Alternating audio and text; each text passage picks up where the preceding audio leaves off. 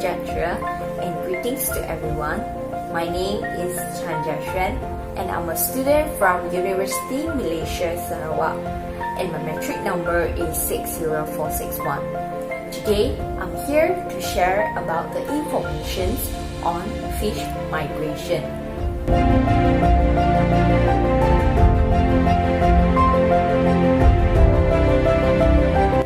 According to Nikolsky in 1963, he defined that the migration of fishes as an active but occasionally passive main movements from one habitat to another. So, in a more simple explanation, the fish migration simply means that the movement of the fishes from one habitat to another habitat for the purpose of feeding, spawning, or shelter.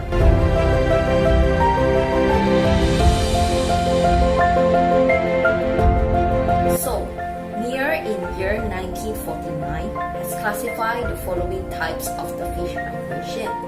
The first type is diadromous migration. Diadromous migration is the migration between marine, seawater, and freshwater.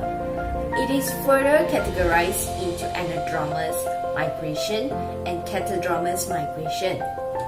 For anadromous migration, it is the migration from the marine water area to freshwater area, and the example is the salmon fish and etc. The picture shows here is my freehand drawing of the fish migration of Atlantic salmon. Every 4 years, there is a massive migration of wild Atlantic salmon happens. It is known as the anadromous migration. So, basically, the salmon fish will swim towards seawater area for feeding purposes. They will be looking or seeking for prey as food, such as the seagrass, planktons, and other food source. The adults will then seek cold fresh water to spend the summer. So, they will move to swift-running gravelly rivers or streams to spawn in October and November.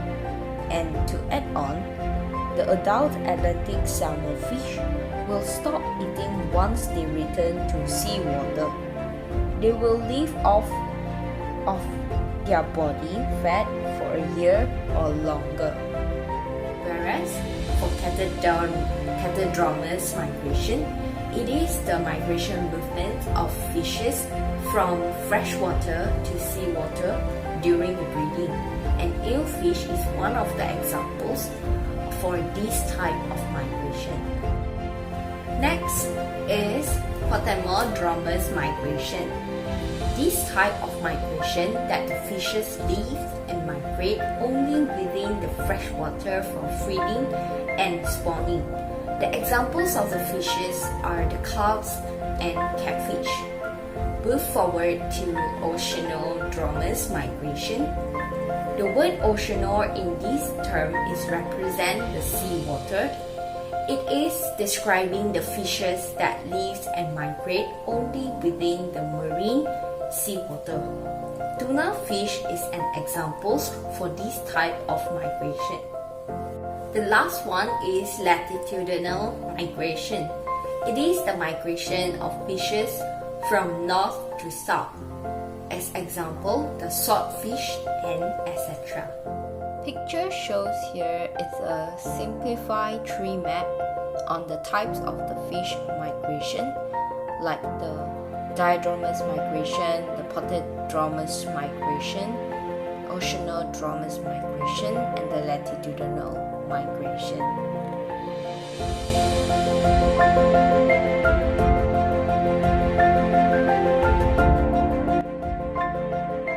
So, why migration happens? In general, fishes is migrating for breeding, feeding, and shelter purposes.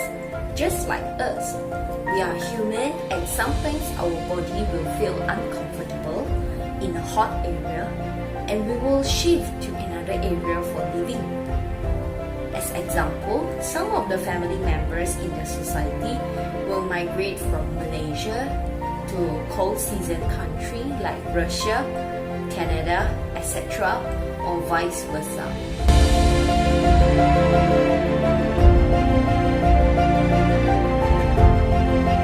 I also would like to share on some of the factors that influencing the migration activity. There are three main factors that actually influence the fish migration. The first is the physical factors, which including the temperature of the water, rainfall, the water quality, depth of water, water current, tide energy, turbidity, and etc. The second factor is the chemical factor, such as the pH of the water, the salinity, the dissolved oxygen and carbon dioxide, the types of the dissolved inorganic and organic elements. And the third one is the biological factor, such as the food, the prey-predator relationship, the competitions, and also the sexual maturity.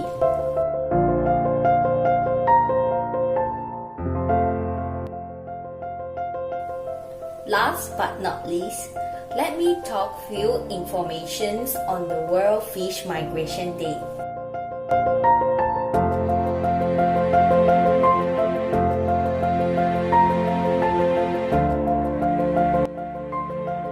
The World Fish Migration Day is one-day global celebration with the objective to create awareness of open rivers and migratory fishes. This International Day of event will be coordinated by the World Fish Migration Foundation. On this day, all the organizations from the world will together coordinate their own event with a common theme of connecting fish, rivers, and people. And for your information, the next Fish Migration Day is on October 24, 2020. And this year, the theme will be all about love. So, let's celebrate the global love we have for our fish and rivers.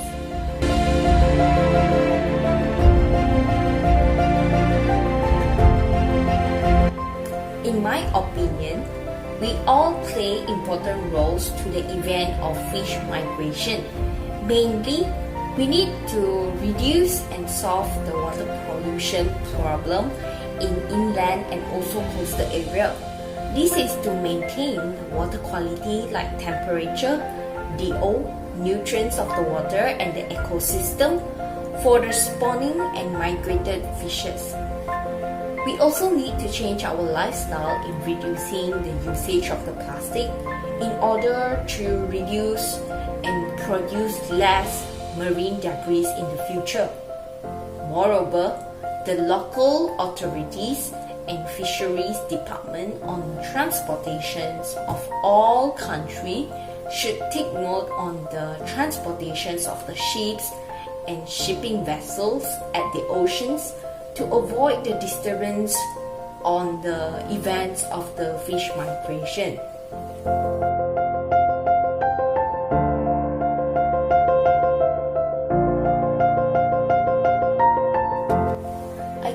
That's all from me for today's sharing sessions. Hope you enjoyed this video and thank you for watching and listening. See you when I see you again. Have a good day. Bye.